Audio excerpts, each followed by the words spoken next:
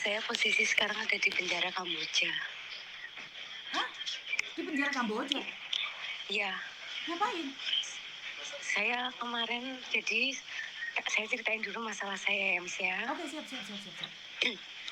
Jadi sebelum Lebaran itu saya cari-cari kerjaan. Saya pengen kerja di Hong Kong atau Makau awalnya itu.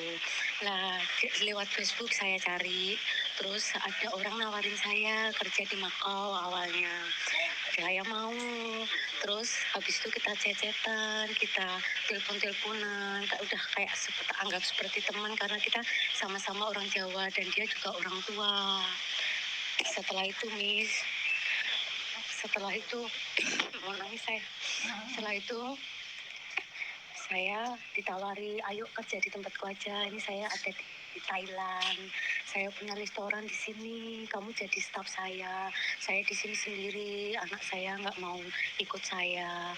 Terus saya mau kerja. Ya udah yuk tak bantu kerja di Thailand jualan nasi di restorannya dia. Setelah itu setelah lebaran lebih 1 minggu itu saya dibeliin tiket. Tibalah saya di Malaysia. Setelah Malaysia itu saya belum curiga kalau saya mau dibawa ke Kamboja ini. Setelah itu saya kok ke Ho Chi Minh. Lah dari Ho Chi Minh itu aku tanya, aku nggak ke Kamboja kan ini? Saya benar-benar nggak ke Kamboja kan ini? Enggak, udah kamu tenang aja. Kerja sama saya tuh aman. Dia bilang gitu, Ya udah, berhubung saya nggak punya uang untuk tiket pulang, ya udahlah, bismillah.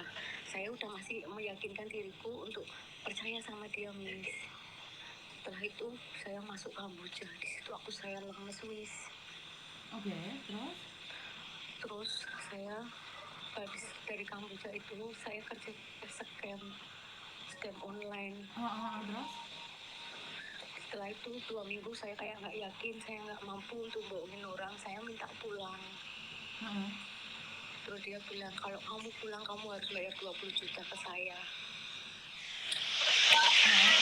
Saya nggak bisa bayar 20 juta karena saya nggak punya uang. Mau minta sama keluarga saya pun juga nggak mampu uang segitu. Soalnya handphonenya kayak ada getarannya. Jangan pakai handphone. Halo? Jangan pakai handphone. Saya nggak pakai headset, Nggak pakai handphone. Ini dengar suara saya? Dengar tapi anginnya besar, nggak apa-apa, terus. Iya, karena di sini banyak kipas nih, di sini panas. Setelah itu saya harus bayar denda 20 juta untuk pulang itu. Saya nggak mampu, tak bilang ya udahlah saya tak kerja tiap hari cuma nangis bohongin orang itu nyekam orang. Dan kita kalau nggak target 300 juta kita nggak dapat gaji. Satu hari 300 juta atau satu bulan 300? Satu bulan 300 juta. Dan itu dia janji ngasih saya uang 800 dolar gaji saya. Jadi harus nipu orang 300 juta satu bulan, seperti itu? Iya, 300 juta kita target. Kalau nggak dapat itu kita nggak dapat gaji utuh. Kalau di bawah 100 juta kita benar-benar nggak dapat gaji. Tapi kalau seandainya kita dapat 100 juta kita dapat gaji, tapi kita dapat potongan. Jadi setelah itu saya jalani sampai 3 bulan. 3 bulan saya minta pulang lagi sama dia. Aku nggak kuat, aku benar-benar nggak bisa aku kerja kayak gini. Terus habis itu dia bilang, kamu harus bayar saya penalti 30 juta untuk kamu pulang. Terus saya udah nggak bisa, saya chat sama bos saya yang itu bos perusahaan saya. Aku bilang, izinkanlah aku pulang, aku pengen pulang, aku nggak bisa kerja kayak gini lagi. Aku bilang gitu, terus habis itu bosnya ngomong kayak gini, kalau kamu mau ya kamu memang harus bayar penalti 30 juta, kalau enggak kamu nggak boleh pulang, kalau enggak aku takut dijual di perusahaan lain, karena di sini kalau kita nggak dapat target mungkin kemungkinan bisa disetrum atau dijual di perusahaan lain. Semakin nggak bisa aku Berarti kamu tahu kan yang Miss Yuni katakan itu benar ya, kalau bekerja di sana tidak mencapai target maka akan dihancurin di sana? Benar, itu kita bisa disetrum. Kita kalau nggak kayak kita nggak bisa tinggal kita bisa disetrum, kita dijual di perusahaan lain. Kalau nggak kita bisa dihajar. Oke, nah sekarang kenapa kamu telepon aku, kan kamu sudah bisa di situ nih? Nah, saya kan sekarang posisi ada di penjara Kamboja nih. Ah, Di terus? sini saya udah 1 bulan, hampir 1 bulan. Tanggal 11 besok saya 1 bulan di penjara ini. Nah, Miss, kayak gini, kemarin kan saya tuh mau kayak mengedukasi orang-orang tuh, Miss, jangan mau ke Kamboja. Orang yang membawa saya itu ternyata mafianya sini loh, Miss. Iya. Dia ngambil uang saya untuk saya biar bisa saya pulang itu, Miss. Uang saya 9 juta diambil sama dia, tidak dikembalikan. Terus saya chat sama anaknya karena anaknya itu yang membelikan saya tiket yang ngurus saya keberangkatan. Saya bilang, ibu itu kayak gini, tolong dong kasih tahu biar saya bisa pulang, ibunya bisa beli tiket untuk pulang ke Indonesia. Dan itu dia nggak mau tahu.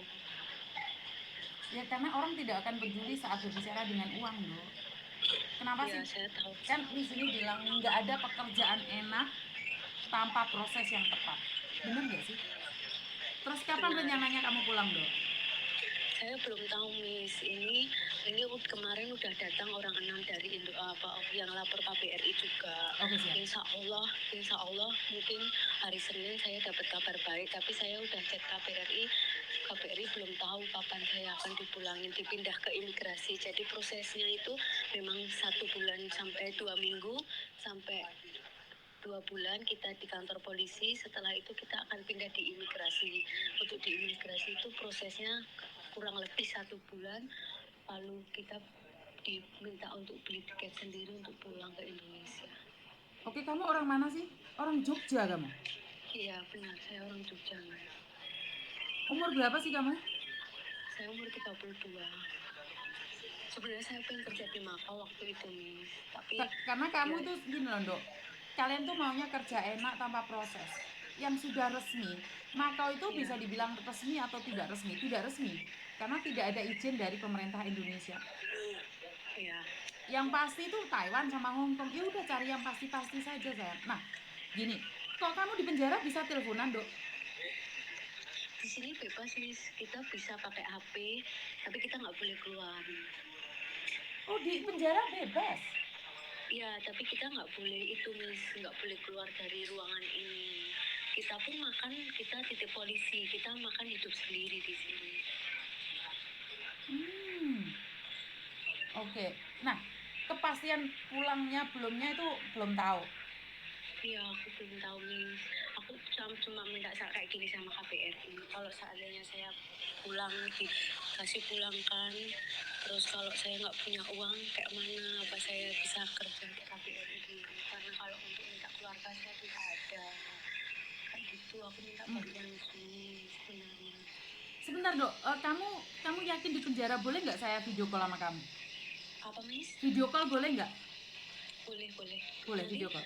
Boleh saya fotoin atau kayak mana kirim?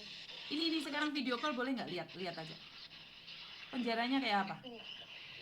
Iya Tuhan. Ini penjaranya kayak gini. Kayak gini, Miss.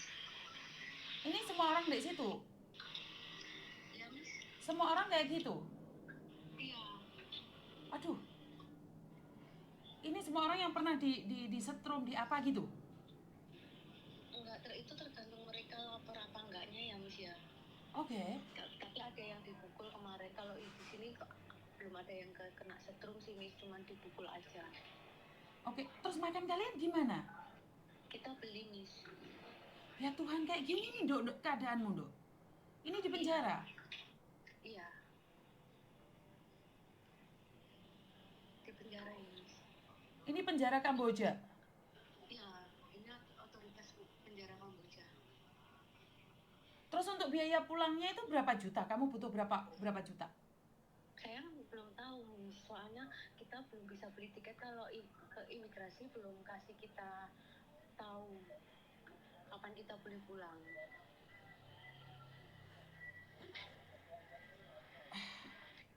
Oke, Dok. Itu baru kemarin.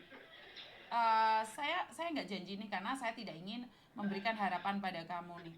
Cuman nanti seperti apa dan bagaimana selalu update ke saya aja deh, kasih tahu saya. Iya, Miss. Ya. Iya. Jadi Iya, Miss. prosesmu seperti apa dan bagaimana nanti infokan ke saya ya sayangnya. Iya, karena Oke. kita harus mengikuti prosedur Siap. sih, Miss. Siap. Iya. Oke. Iya, Miss. Makasih ya, Dok ya. Makasih ya, Miss. Yuk, siap. Tuh dengerin teman-teman. Retno Kristianti. Teman-teman dengerin ya. Aduh. Saya pernah diancam sama orang-orang yang merosesin ke Kamboja. Karena saya mendapatkan banyak sekali SMS, video yang orang-orang kita itu di sana diperlakukan seperti apa. Dan anehnya itu kalian tidak percaya dengan apa yang saya sampaikan. Kalian menyangka bahwa saya itu iri sama kalian. Kalau tidak ada fakta, ya karena saya sendiri melihat ya Mbak ya. Saya nangis karena jenazah. Tapi sebenarnya saya nangis lagi orang yang masih belum jadi jenazah tapi diperlakukan seperti jenazah. Orang di luar itu jahat banget, Mbak. Ada orang yang baik, lemah lembut, tapi mereka nyantap kalian dengan nyata-nyata. Orang tidak setuju dengan cara saya mengedukasi. Ngajak teman-temannya untuk membenci saya, bahkan di screenshot, diceritain kejelekan saya, bahkan anak-anak saya diceritain ke orang. Jadi mereka tidak mau bersaing dengan saya dengan memberikan edukasi. Mereka begitu membenci saya secara brutalitas. Padahal saya tidak pernah poin pada siapapun, karena ini berdasarkan pengalaman saya. Mereka begitu khawatir tentang saya viral, padahal saya tidak pernah berpikir sebuah FYP. Karena saya pendapatannya bukan hanya di Facebook ataupun di YouTube. Saya FYP atau enggak, bagi saya bukan masalah yang sangat besar. Saya selalu mengatakan apa yang saya sampaikan ini adalah edukasi buat kalian.